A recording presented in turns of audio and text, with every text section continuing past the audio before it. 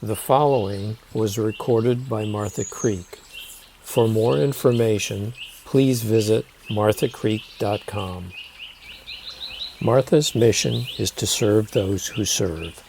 She intentionally creates and provides content to get empowered and inspired teachings to the whole of humanity. Please share the links and information if you are so moved. Martha offers hundreds of free videos, podcasts, meditations, and lessons on her website, marthacreek.com.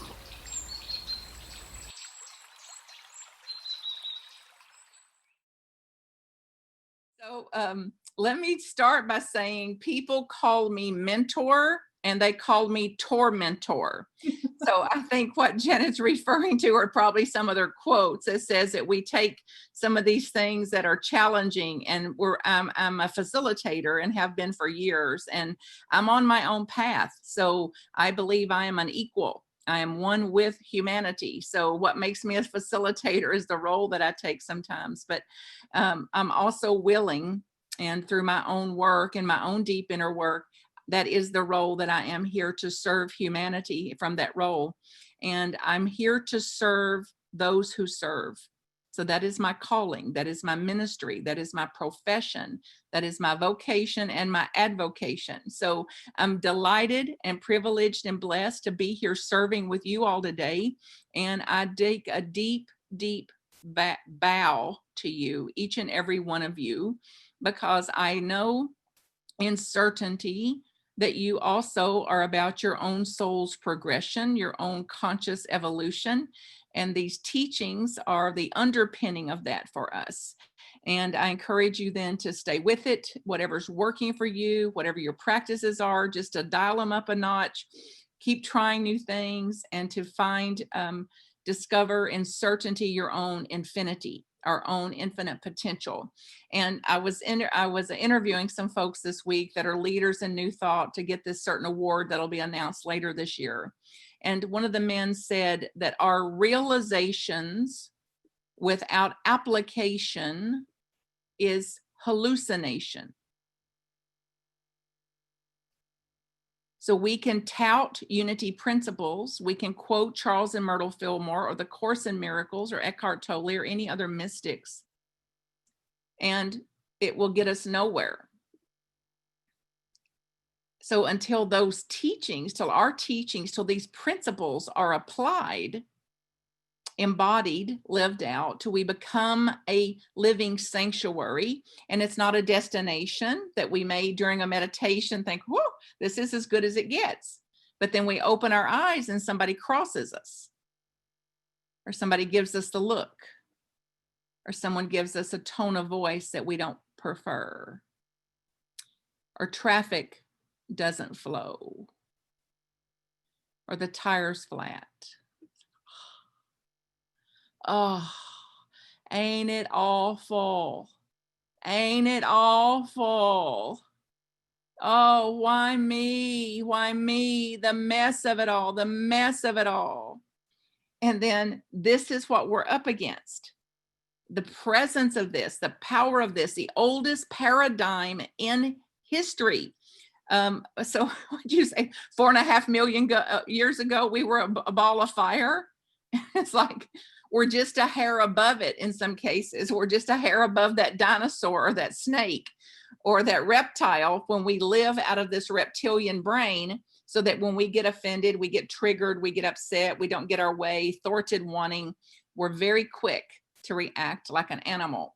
So it's very, very alluring to look upon a thing and call it awful, to call it a mess. And to the degree that we keep doing that, of course, if you believe in Unity's teachings, whatever I call the thing, I'm going to experience it. So if I call it a mess, what am I going to experience?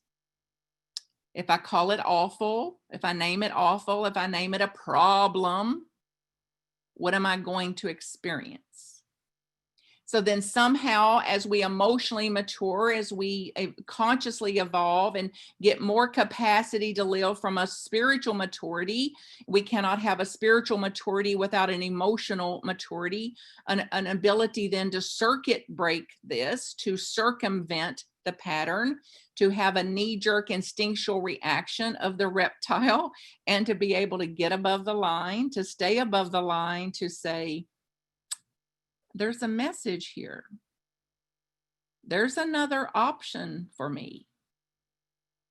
How else can I be with this? I don't have to like it a bit. I don't have to love it for darn sure. And I can be with it differently. So then if there's a power of choice, that's another workshop. But if you believe love is your decision, then peace is your decision, then power is your decision, the opposite of force, then letting go is a decision, choosing another option, a decision. So if there's power of choice, if there's free will, if it's true, then guess who holds the key to your expansion, your liberation? And oh, the allure to check into Hell Hotel. Oh, the allure. Did you see the way she looked at me? Did you see what he said? Did you see how he treated me? Did you know they don't even call me back? They didn't invite me to their party. Oh, the allure to check into Hell Hotel while we're holding the key. It says, hey, I can check out anytime.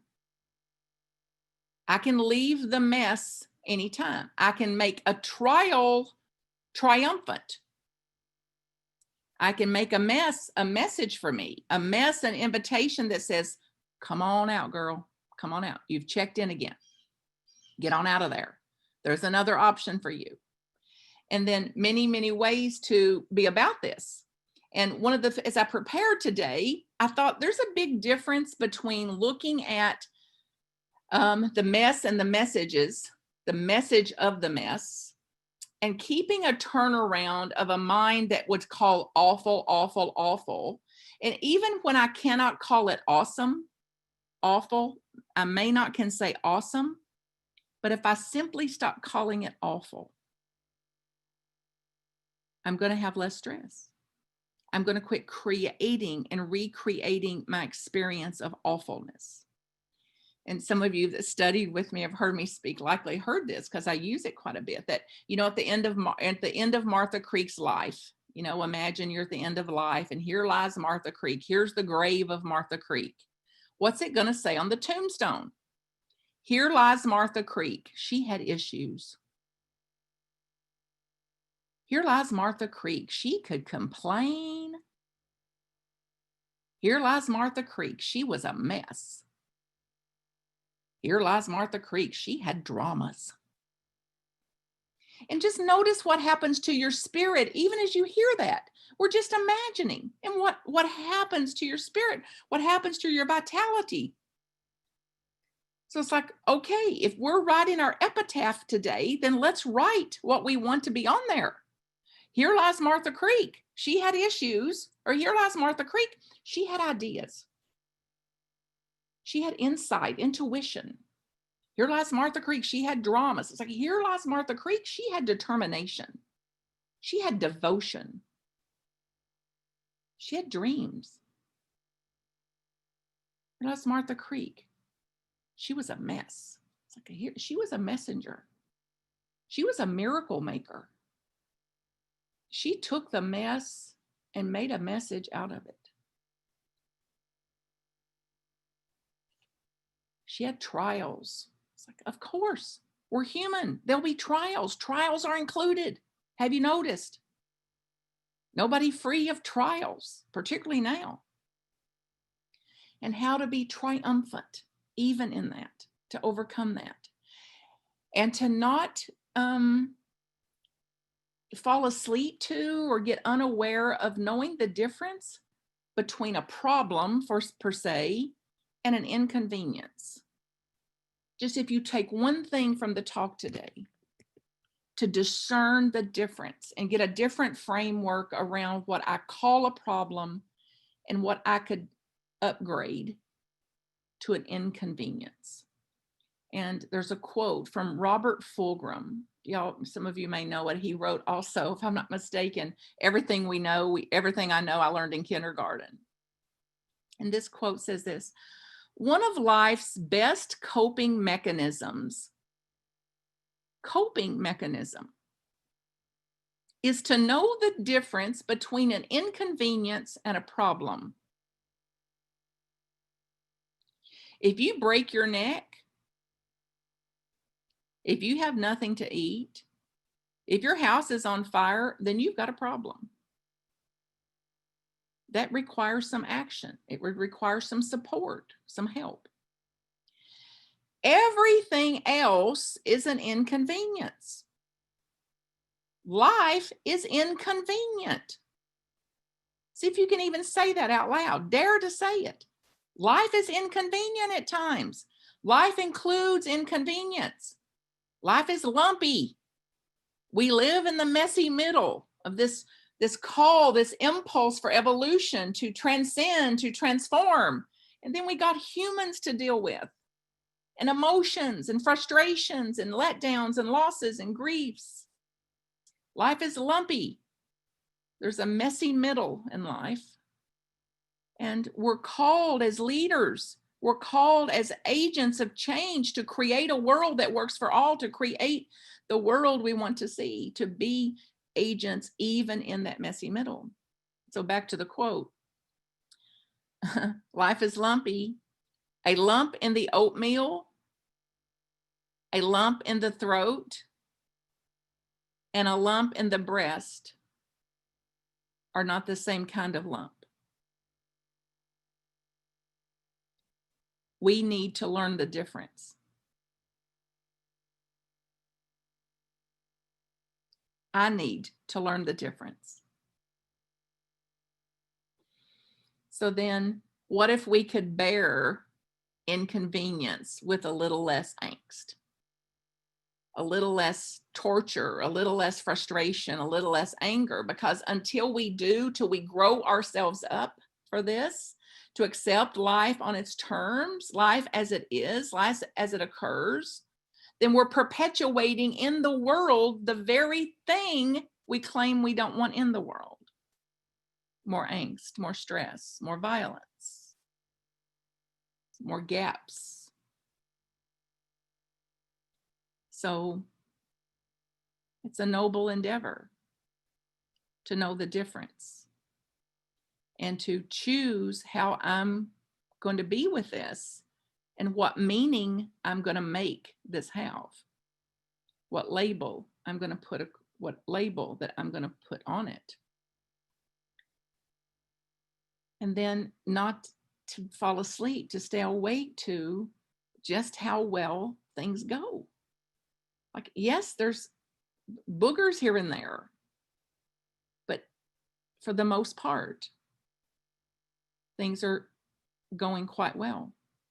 And then even in the disorder, or what looks like disorder, or the chaos, it's not for us to understand how in some way, some fashion, some cosmic divine order, if you believe in that, is directing this.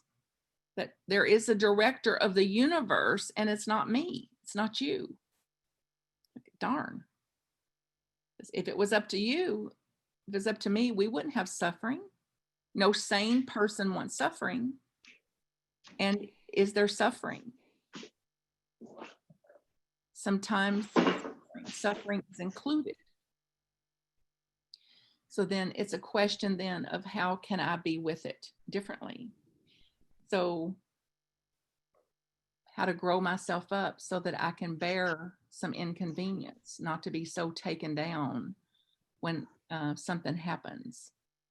And particularly right now in the state that we're in. So I've been studying again and referring to the Beatitudes and what a master teacher, a sage, a seer, the leader, and whether you're into Jesus or Jesus's teachings or not, They're very similar to what most sages and seers of all faith traditions have put forth for us. The same kind of message, just said a bit of a different way. So let's refer to them today as we begin to see, how are we going to embody this? How are we going to live this out so that we're not just able to quote a beatitude, but we're able to embody it, then to bring that into the world. So think about then being satisfied with what you have,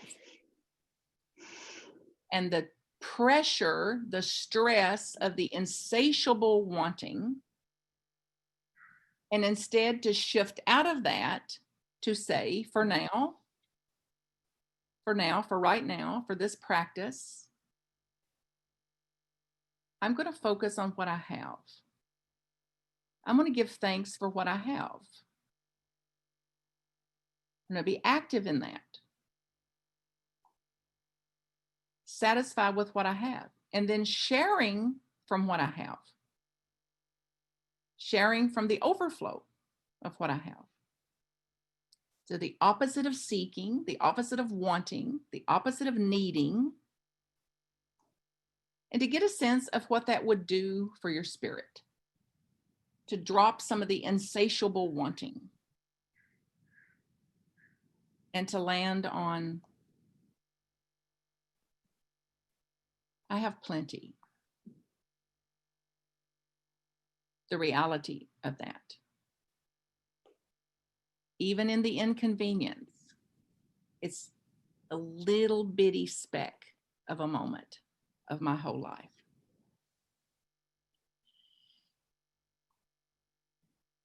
So this interpretation, the way I'll read and refer to these Beatitudes, is from the Aramaic translation also, as was your Lord's Prayer today.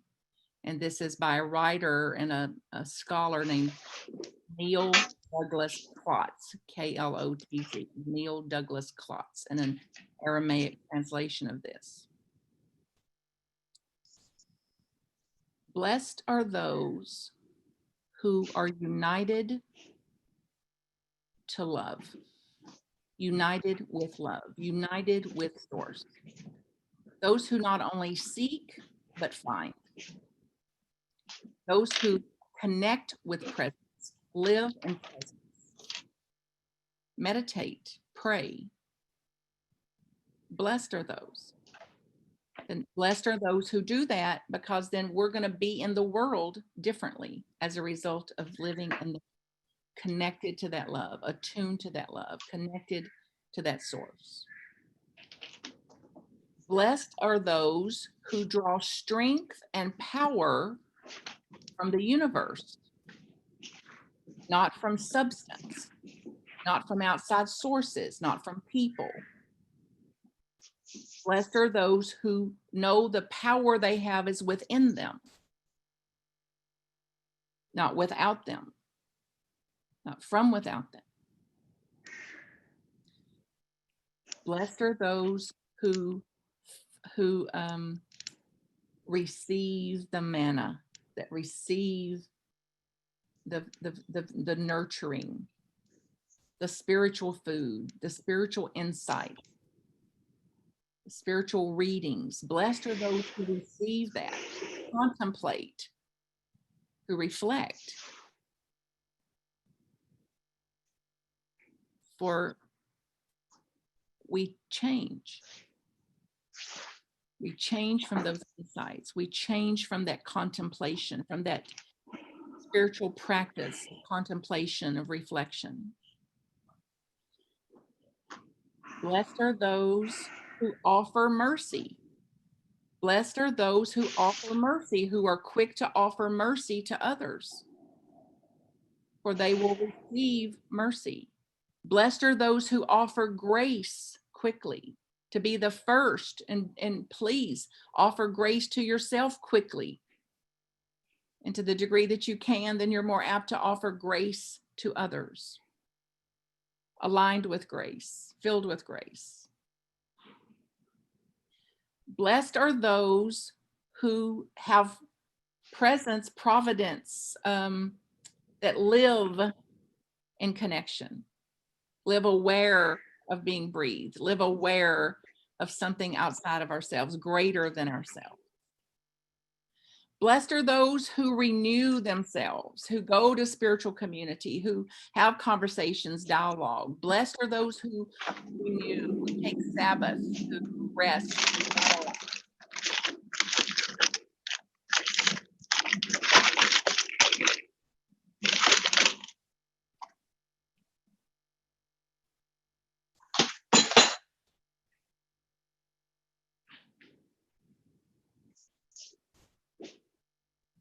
I'm just pausing to see if we can close the noise. And notice what happened to you there. Was that a problem or an inconvenience? Was it just awful? And guess who gets to decide? And guess who gets to up-level that? So blessed are those aware of the one power and the one presence in all the universe and in my life, active in all of the universe, accepting that, aligned with that. I am one with that. I'm Alpha and Omega. So I'm everything. No exceptions. So I include that. I include what life's terms are.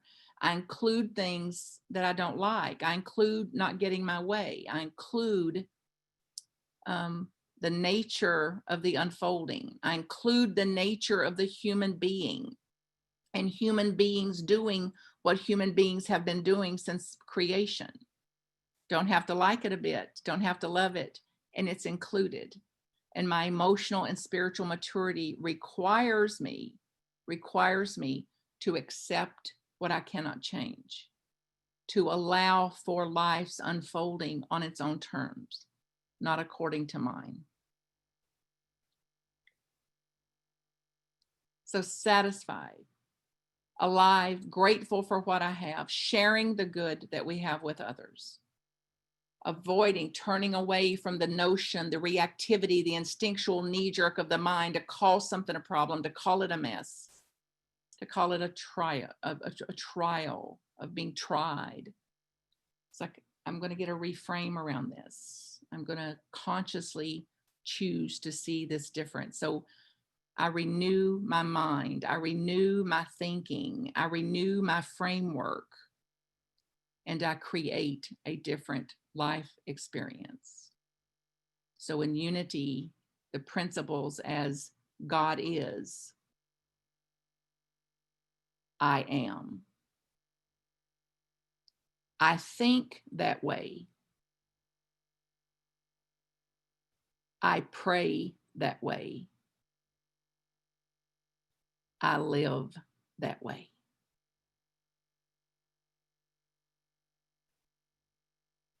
I invite you to take a big, deep breath and get a sense of humility, a sense of ease, a sense of surrender, a sense of contentment, gratitude, wholeheartedness, of being awakened today, of being merciful, graceful, resourceful, peaceful, willing,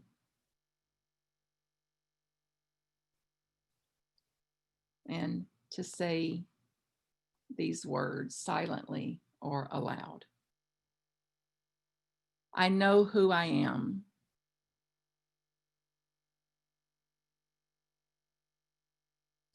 I know what I am. I know how I serve.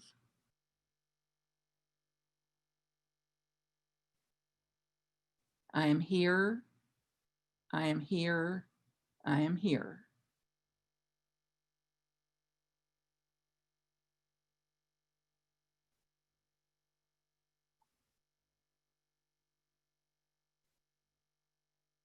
Big deep breath. We begin again now.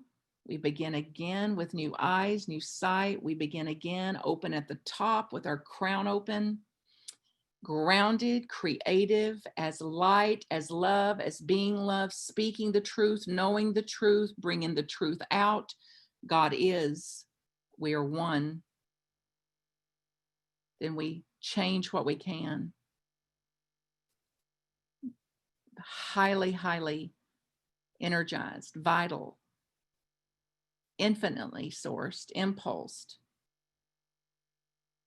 and always, always, always going in that direction, even with the allure to have a little fit, even with the allure to have a tantrum here and there. There's another option. We're the ones.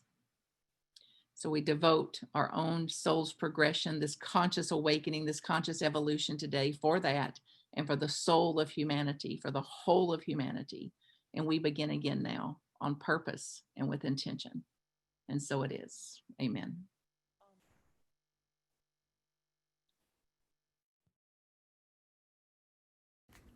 MarthaCreek.com if I can support you. Blessings.